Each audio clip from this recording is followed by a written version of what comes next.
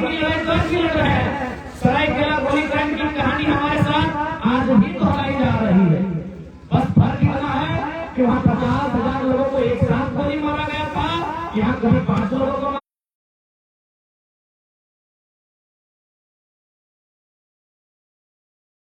Military से मारा गया था, यहाँ झारखंड पुलिस से मारा जाता है, कभी सीएसएफ कभी सीआरपीएफ के बहाने हमें मारा जाता है। बस यही फर्क है। इस बार हमारे जान नहीं लिया जाता है, हमारी जान को बख्श दिया जाता है, बदले में हमें कानून के कुछ दांवपेच में उलझा के रख दिया जाता है, हमें डरा धमका के रख दिया जाता है और हम पीछे हट जाते हैं।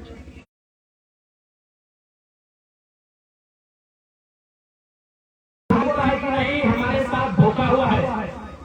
वो कभी सड़क जाम कर देते हैं, कभी आगजनी जैसी घटनाओं को अंजाम देने से पीछे नहीं हटते हैं, तो बहुत सारे और घटनाओं को अंजाम दे देते हैं, जबकि वो नौकरी की तैयारी 10 साल से करते हैं ना। ये जो युवा जो स्टूडेंट 10 साल से नौकरी की तैयारी कर रहे हैं,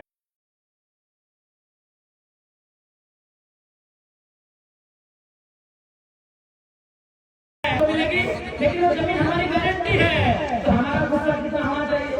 एक 10 साल की नौकरी की तैयारी करने वाला युवा गुस्से में इतना आग बबूला होता है कि सड़क को रोक के रख देता है, रेल और बसों को रोक के रख देता है। तो सोचिए, जो कंपनियां हमारी जमीन मनमाने ढंग से ले रही है, जिस जमीन को बनाने में कई पीढ़ी लगा, एक पीढ़ी में जमीन नहीं बना होगा और कई पीढ़ी तो लगा ही लगा है, साथ में कई 100 सालों से जमीन हमारे पास है।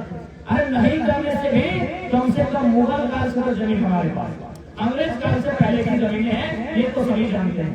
यानी 300 से कम किसी का जमीन नहीं है, 400-500 साल से कम का जमीन किसी का नहीं है। तो 10 साल में जो नौकरी की तैयारी करने वाला युवा गुस्सा हो सकता है, तो 500 साल की हमारी जमीनें हमें कितना गुस्सा होना चाहिए, उन किसानों को कितना गुस्सा आना चाहिए, उन रेत को कितना गुस्सा आना चाहिए कि नहीं आना चाहिए। लेकिन बात यहाँ ये है ना कि सिस्टम ने इतना नोचा है कि किसान बोलता है छोड़, एक दिन तो ऐसे मरेंगे, क्या है लड़ाई झगड़ा करने वाले हैं, छोड़ जो होगा हमारी तकदीर नहीं है साहब। तो ये एक बात सोचे कि भाई जयराम ठाकुर के पीछे झारखंड के लोग दृष्टि क्यों बढ़ाए हैं? वास्तव में एक किताब का मैं उदाहरण आपको देते हैं। उस किताब का नाम है झारखंड के विस्थापितों का दर्द। उस किताब को लिखा है पुरुलिया के ज्योतिलाल महतो ने।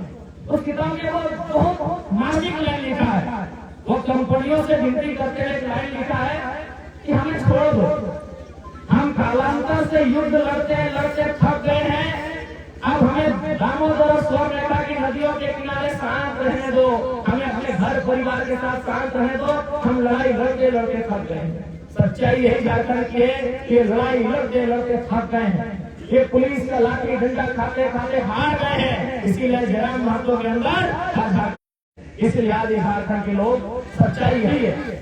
निर्मल का बलिदान, कभी सुनील का बलिदान, कभी बिरसा की शहादत, कभी तिलका मांझी, कभी रघुनाथ महतो, आज झारखंड के लोग सच्चाई है, इस सिस्टम से हार